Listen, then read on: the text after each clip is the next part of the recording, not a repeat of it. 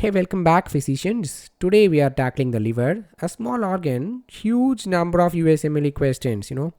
Let's get into this. First, let's talk about alcoholic hepatitis.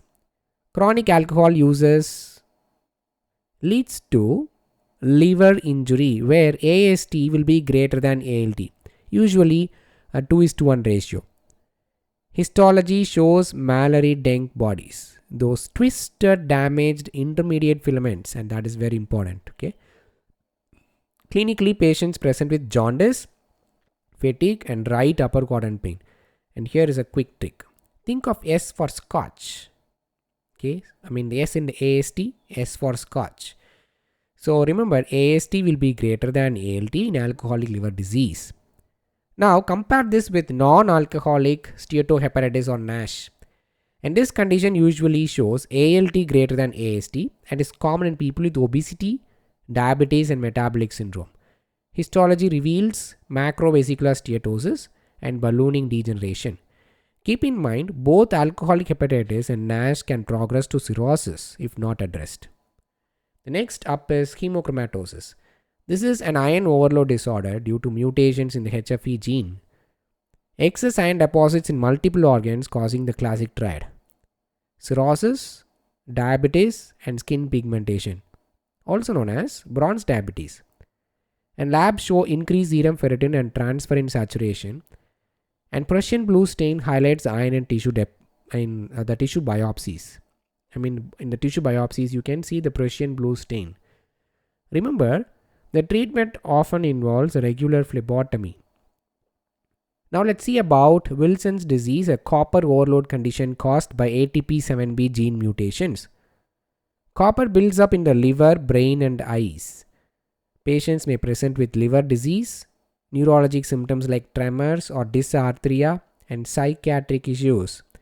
On a slit lamp exam, you will find Kaiser-Fleischer rings, a big USMLE clue. Labs show decreased ceruloplasmin and elevated urinary copper.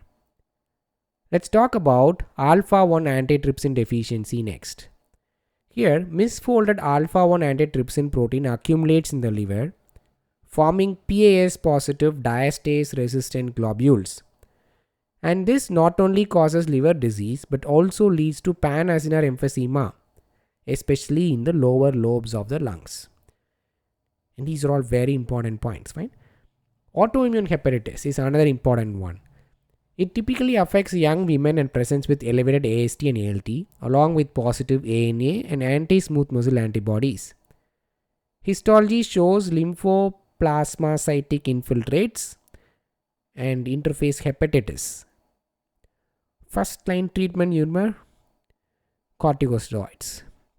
Finally, let's see about this hepatocellular carcinoma or HCC, the most common primary liver cancer. This term is very important. Primary liver cancer, remember HCC.